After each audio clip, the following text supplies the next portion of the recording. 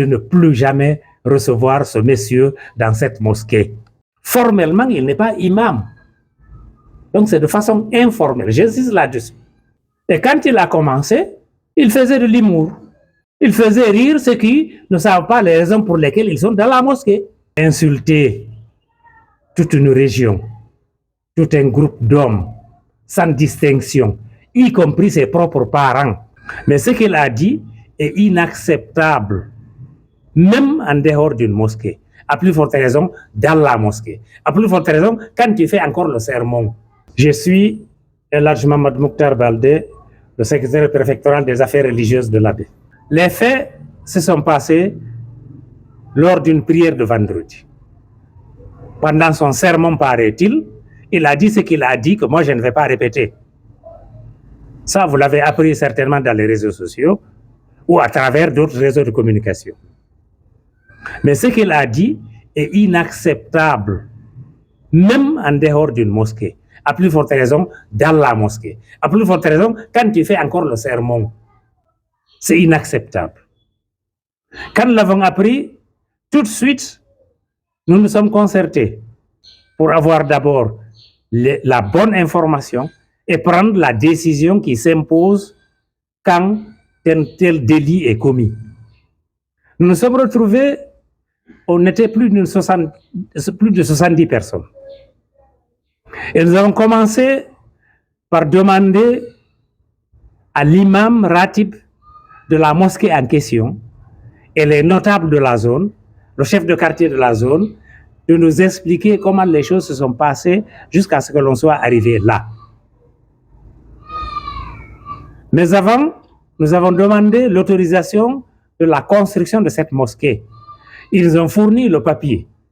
Effectivement, signé le 19 avril 2004, l'autorisation a été signée par feu El Hadj Abdrahmane Ba, que la terre lui soit légère. Nous avons demandé le nom des imams officiels de cette mosquée. Ils ont cité les 5 imams. La personne en question ne fait pas partie de ceux-là. On a demandé ensuite le conseil de mosquée. On sait que les imams font partie, mais ils se font assister par d'autres.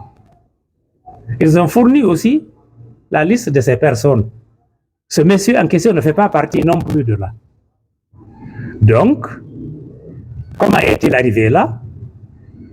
C'est quand il est venu s'installer dans la zone, eu égard au respect que tout le Fouta et que tous les musulmans qui connaissent son père gardent pour lui, donc c'est que tout cela garde pour son père, eu égard à la culture même qu'on pensait avoir de lui.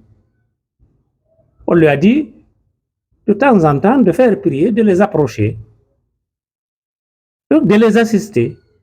C'est ainsi qu'il a commencé à prier de façon informelle. Formellement, il n'est pas imam. Donc c'est de façon informelle. J'insiste là-dessus. Et quand il a commencé, il faisait de l'humour. Il faisait rire ceux qui ne savent pas les raisons pour lesquelles ils sont dans la mosquée.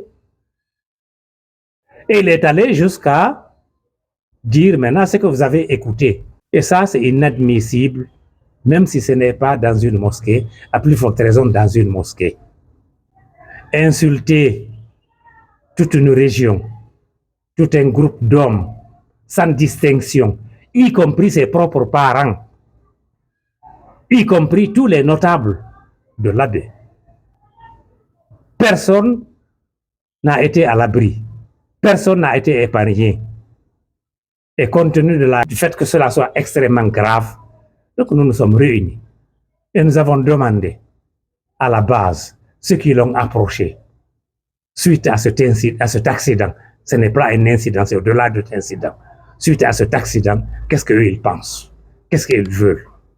Ils ont commencé par présenter les excuses à la notabilité qui était présente. Et par cette voie, présenter les excuses à tout le Fouta, à tout le peuple de Guinée, à tous les musulmans du monde. Que cela se soit passé dans une mosquée tel que cela s'est passé. Après ces excuses, ils ont exprimé leur volonté et leur décision ferme de ne plus jamais recevoir ce monsieur dans cette mosquée. C'est ce qui a été adopté par l'ensemble des participants de la rencontre. Désormais, cette décision n'appartient plus à son émetteur, mais plutôt à l'ensemble de ceux qui étaient présents. Et parce que ceux qui étaient présents représentaient tout l'abbé, donc ça devient une décision collégiale de tout l'abbé.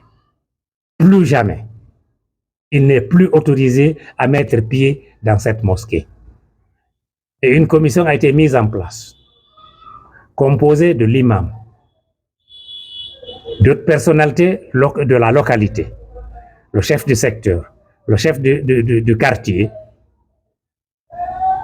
d'aller lui rendre compte de la décision prise et que les autorités de la place, religieuses et administratives, sont chargées, chacun en ce qui le concerne, de mettre en application cette décision collégiale qui est salutaire.